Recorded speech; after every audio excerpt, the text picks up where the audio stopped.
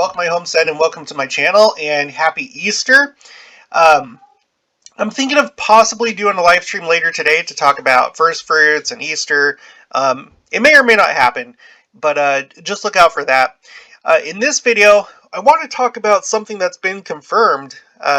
If you've been watching the channel for the last week or two, you have this guy right here, Amir Tsarfati. He's a Messianic Jew in Israel. And he did this video on March 30th saying that essentially there was a cleric in Iran who had made calculations from numbers in the Quran saying that Israel was going to cease to exist this year by July 8th. And that was the only person that I had heard say that until today. It looks like that's been confirmed by a major news outlet. I'm about to show you that. We're going to be looking at what's happening in Israel right now because it is a very tense time. It's very volatile. We saw a big clash between Israeli police and Muslims, Palestinian youth, mostly on Friday.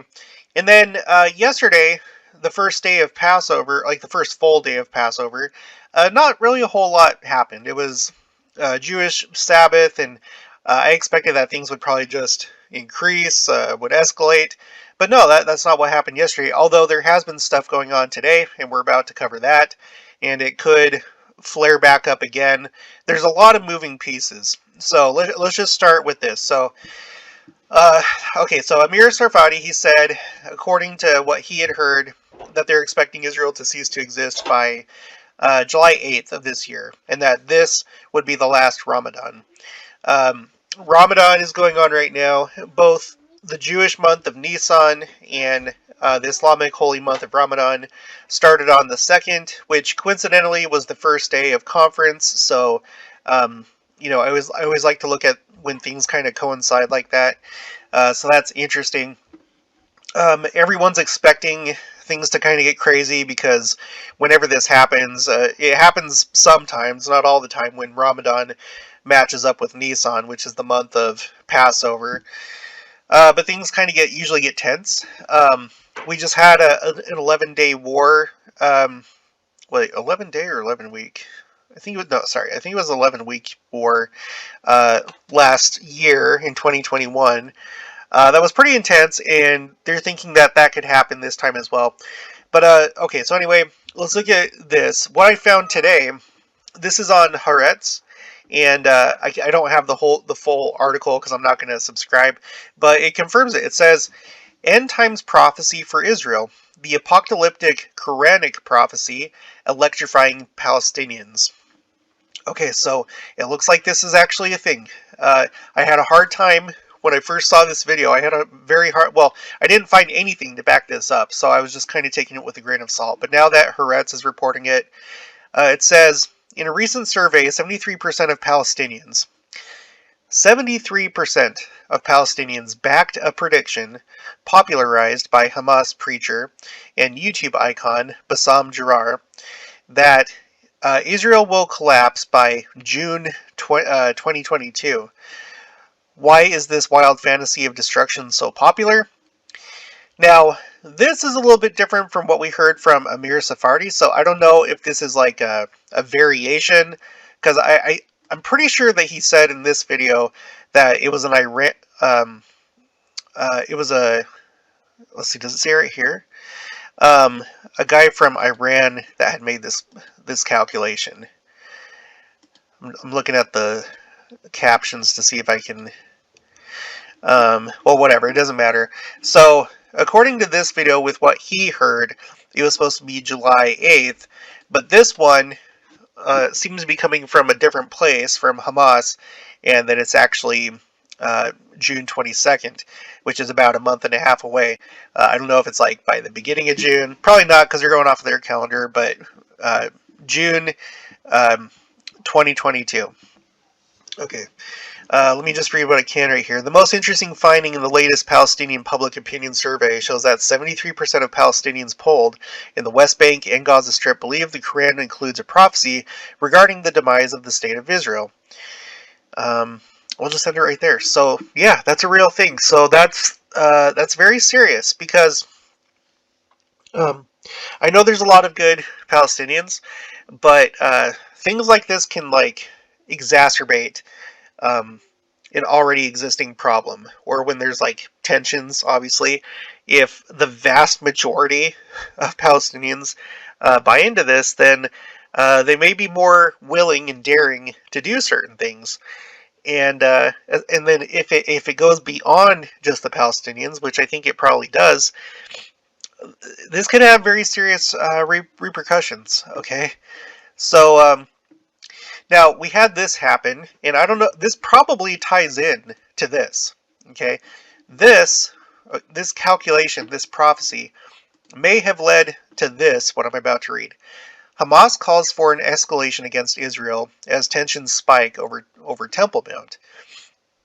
Um, Gaza terror group orders a quote-unquote general mobilization, tells Palestinians to go out in the hundreds of thousands to pray at Al-Aqsa Mosque in Jerusalem on Friday. So this is talking about this last Friday. This already happened. This article is from the 14th, but let's see what happened. It says the leaders of Gaza terror groups convened in the Strip on Wednesday to issue a unified call for an escalation against Israel as tensions spike surrounding the Temple Mount and Al-Aqsa Mosque in Jerusalem. The Hamas terror group, which rules Gaza, by the way, if you're not familiar with the geography of Israel, okay, we have this tiny little strip right here called the Gaza Strip. Okay, if we zoom out, you can see that it's not very big compared to the rest of Israel. And then you have this other large area here, relatively large, called the West Bank. Okay, and it goes all the way here to basically dividing Jerusalem based on these borders that are showing here on the map. Um, so anyway, it includes this part of the Dead Sea. Yeah, okay, so you have like these two areas here that are Palestinian areas. There's also the Golan Heights up here. I don't know a whole lot about it, but that's also kind of a disputed area. Okay, so what we're talking about is this group that's operating out of here, out of the Gaza Strip, Hamas. Okay, so let's go back here. So the Hamas terror group, which rules Gaza, had called for the meeting earlier Wednesday as it vowed to stop Jewish activist activity at the Flashpoint holy site at any cost. The head of Hamas in Gaza, Yahya Yahya Sinwar, led the meeting. Quote, "We are declaring a general mobilization in all places where our people are located. We are calling on the masses to come out in the hundreds of thousands to protect our nation and our mosque," the Gaza group said in a statement. Now, they'd actually gone so far as to put up a banner at the Temple Mount. And here it is right here. I'll play this video. A group of Palestinians also hung a banner of the terror group Hamas on Temple Mount. The banner read, quote, "Hamas calls for a general mobilization and the repulsion of the herd of settlers threatening to invade Al-Aqsa." Okay, so I'm going to play this video.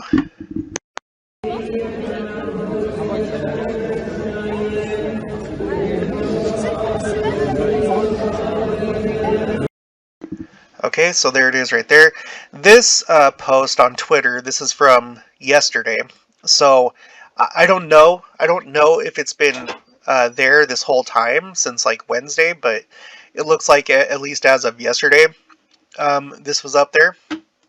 All right, now let's go to the Jerusalem Post and go to the top here.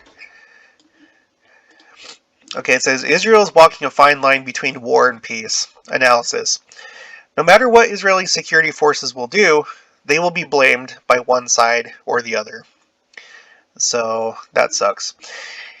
The violence that erupted on the Temple Mount in Jerusalem was like a scene on repeat. Now, this is talking about what happened on Friday, and we're going to read more details about that in just a little bit. Well, actually, you know what? Let's do that now. Okay. As Ramadan riots escalate on Temple Mount, 300 arrested. Okay, this was on Friday. So Friday is the day that Passover began. Okay, at sundown. It says here, security tensions in Israel in recent weeks hit a new high on April 15th, the second Friday of Ramadan and the eve of Passover. By mid-morning Friday, some 300 Palestinian rioters on the Temple Mount had been arrested. Okay, let's see, did I get anything else from here? No. So one thing that happened is that Israeli police, they actually went into Al-Aqsa Mosque and made arrests. And there were some crazy scenes from that. I'm going to show you some videos here on Twitter. So here you can see a group, waving Palestinian flags and stuff. And this looks like it's similar in a similar location to right here. Maybe it's a little bit further to the right as you're looking at the Dome of the Rock.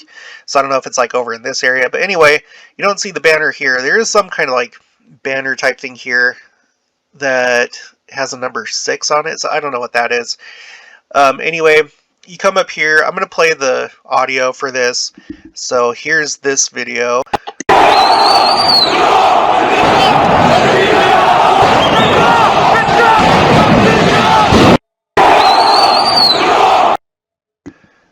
Okay. Actually, I don't know if the audio played or not because I'm doing something new this time. I'm trying to figure out how clips work with my microphone that I have. Here's another one right here.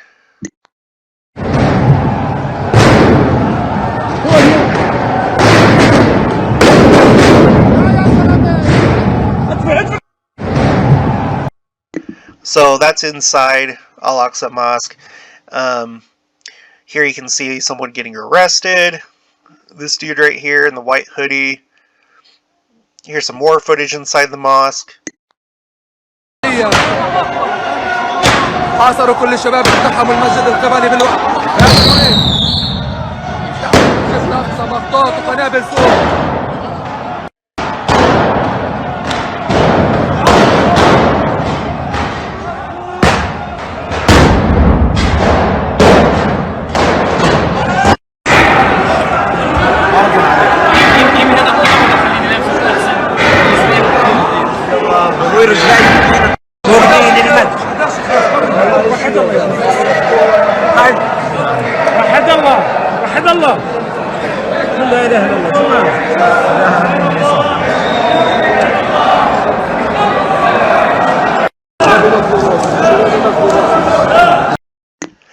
Okay, so you see arrests taking place.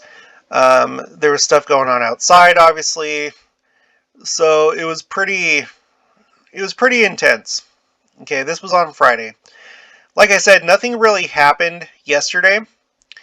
There probably was some stuff, but it wasn't crazy like this. Okay, so let's go back here to this article that we were just reading.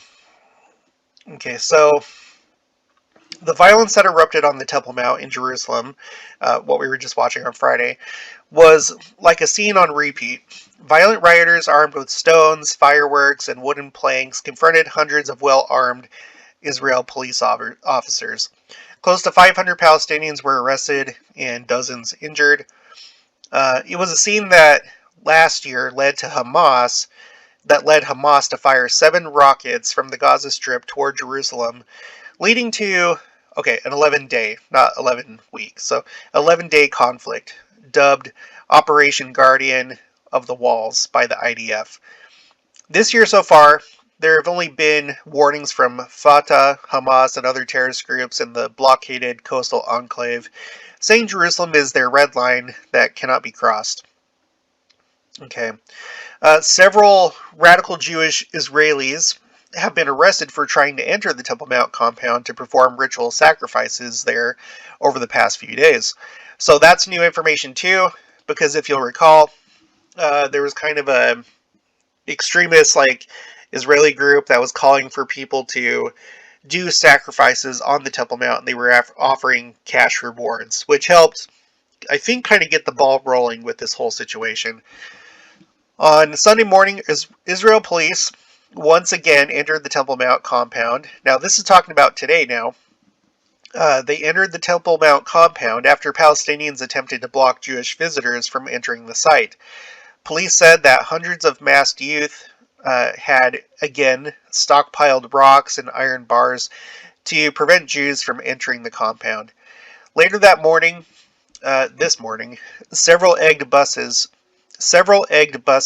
heading towards the western wall in the old city were targeted by Palestinians who pelted the buses with large rocks. Several passengers, including a 13-year-old girl, were injured. And let's watch this video. هذا نفسه يرجع على فكره. حتى بس يطلع هذا خلوه اخر شيء يتسلى عليه. ولدي يا ولدي يا ولدي هذا كله مستوطنين.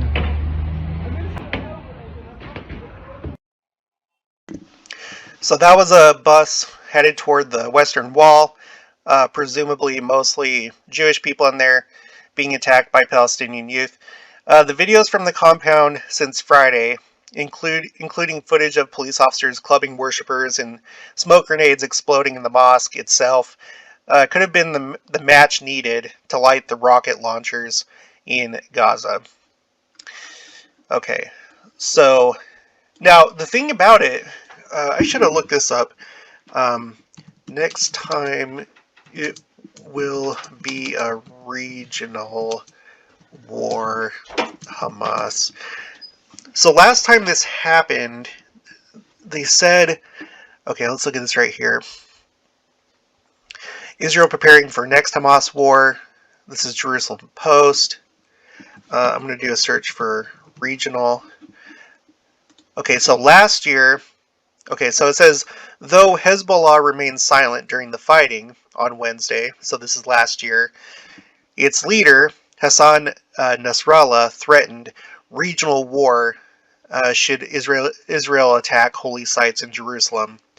The Israelis must understand that, this is a quote, the Israelis must understand that breaching the holy city and Al-Aqsa Mosque and sanctuaries won't stop the Gazan resistance. Jerusalem means a regional war. All the resistance movements cannot stand by and watch this happening if the holy city is in real grave danger. Okay, so, well, that was last time. Now we're on this time. So, are they going to make good on their threats? I don't know. I guess we'll have to see. Now, Hezbollah. Now look what they're saying here. Okay, so we just heard what Hezbollah said last year. Now look what they're saying right now, and this is today. Okay, Hezbollah MP says only 9 billion needed to destroy Israel. The resistance only needs 9 billion, and there will be nothing left called Israel in the region, said Mohammed Rad, the head of the Hezbollah parliamentary bloc in the Lebanese parliament. I guess this is the person speaking. Okay. Let's go back to the map, just so you know. So Lebanon is up here. It's this country, and Hezbollah operates out of there. And so they're from the north. Hamas is from the southwest. And you have the Palestinian Authority that operates here. What is there? The Palestinian Liberation Front or something like that. I think there's probably several groups. I'm not sure. But anyway, where did that go? Okay, here it is. The Islamic Republic of Iran, the world's worst state sponsor of terrorism as defined by the U.S. State Department, is the main financer of Lebanese terrorist organization Hezbollah. Rod also said that 900 billion was spent to destroy Yemen during the unfolding civil war.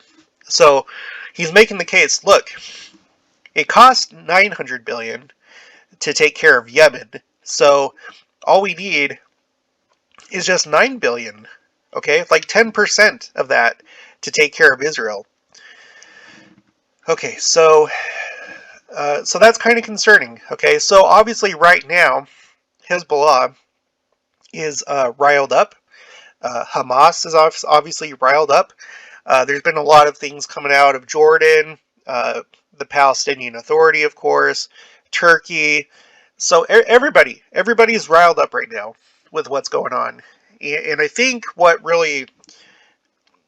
they're all looking at and pointing to is what happened on Friday. Okay. Uh, Palestinian Authority warns Israel against dividing Temple Mount. Okay. The Palestinian Authority has warned against Israeli attempts to quote-unquote divide the Al-Aqsa Mosque compound, Temple Mount, in time and space between Muslims and Jews. The warning came in response to remarks earlier today, by Prime Minister Naftali Bennett, who emphasized the importance of allowing Jews, Muslims, and Christians to celebrate their holidays in Jerusalem. Palestinian officials believe that Israel is planning to divide Temple Mount in the same way that the Cave of the Patriarchs in Hebron is divided into both a mosque and a synagogue. Okay, so you got that going on. Okay, this is today as well. Bennett says Israeli forces have free rein to maintain security. Amid Temple Mount clashes, Prime Minister says officials working to ensure calm. Jordan says Israeli police do not have right to allow Jewish pilgrims into holy site. Sunday morning, that's today, saw Israeli police enter the Temple Mount complex as hundreds of Palestinians allegedly sought to block Jewish visitors from visiting the site in Jerusalem's Old City, just 2 days after significant clashes there, which was on Friday. Also, Sunday morning, Palestinian rock throwers attacked several egged buses just outside the Old City en route to the Western Wall, smashing windows and leaving several passengers lightly wounded, including a 13-year-old girl. According to police, hundreds of Palestinian youths, many of them masked, were stockpiling rocks at Al-Aqsa compound that they plan to use along with iron bars and makeshift barricades to riot and try to prevent non-Muslims from touring the compound.